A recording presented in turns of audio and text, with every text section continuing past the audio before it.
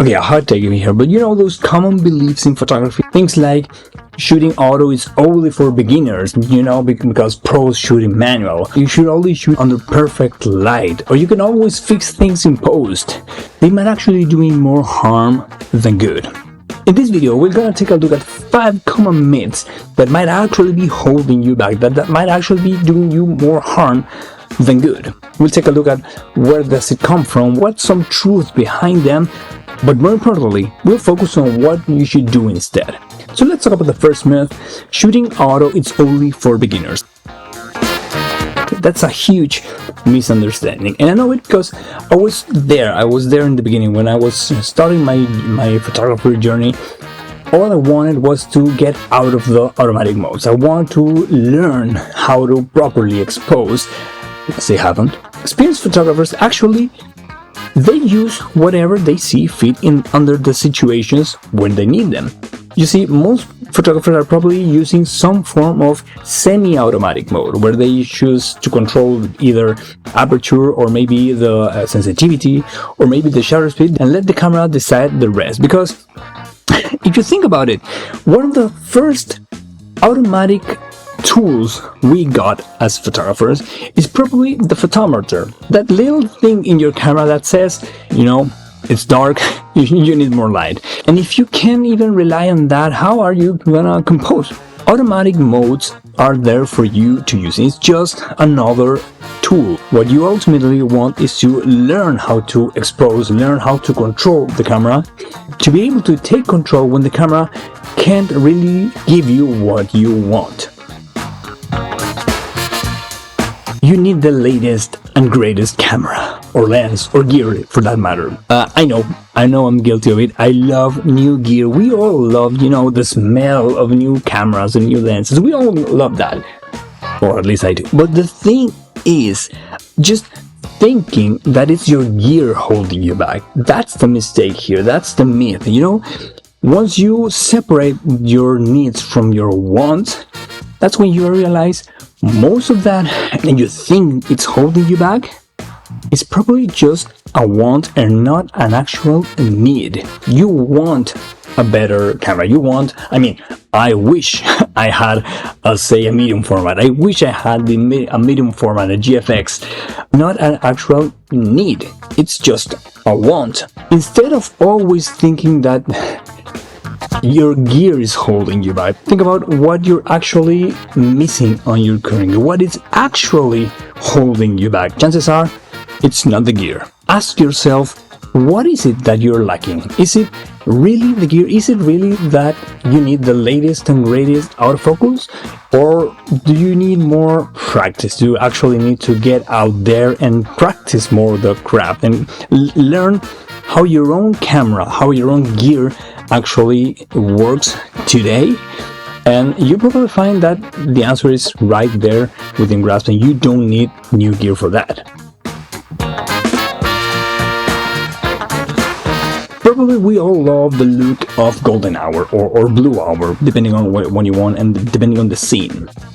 And I know it's flattering light, it's beautiful, those long soft shadows, those creamy warm colors, they are beautiful for the most part. And I'm not saying don't shoot under those conditions. What I'm trying to say is don't limit yourself to one specific light. Try in-camera flash, off-camera flash, getting out there in some cloudy conditions, so you know, overcast day. Try different scenarios, try different environments. You might still favor those golden hour look, but you're not holding yourself prisoner of that one look.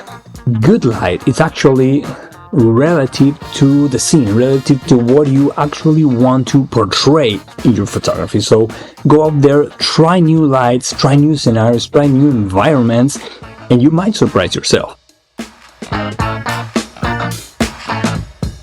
People tend to get lost in just trying to get ultra sharp pixel level sharpness. I mean, come on, you don't want that. It's not about sharpness, it's about having a clear focus. Focus is basically contrast, just having enough contrast for you to discern between one thing and another. And you can achieve that through color, through the shapes. Just work on different things. Try some more intentional softness. For instance, those vintage lenses that give you that character, that softness. You don't always want sharpness, but probably you do want a clear focus, a clear focal point. So work on that instead. And this is probably one of my favorites, and one that I've talked about in many other videos before. Just forget about everything. You can always shoot in RAW and fix it in post, right? So raw images capture a huge amount of information, a huge amount of data coming straight from the sensor, and for you to actually manipulate them and get your image where you want them to. But it doesn't mean you have to. It doesn't mean you have to push every single image, because here's the thing, having this mentality of fixing in post can actually lead to lazy shooting. And I always try for being more intentional. I think if you are more intentional with your decisions, with the way you expose it, the way you compose your images right there in the camera, doesn't mean you don't get to edit them later.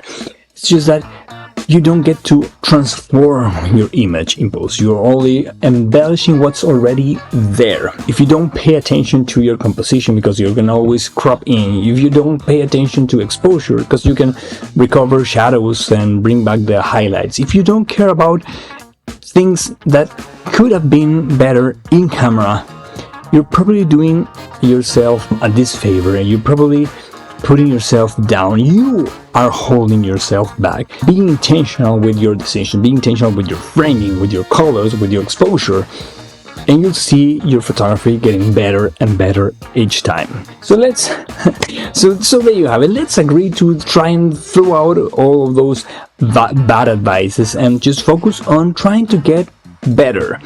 Yes, forget about getting new gear. It's not the gear that is holding you back, it's everything else. By just having this mentality of fixing in post, or to actually not relying on your camera's automatic modes. They are there to help you. So next time, go out there, try to shoot more, be more intentional with your photography, and trust me, you'll get better.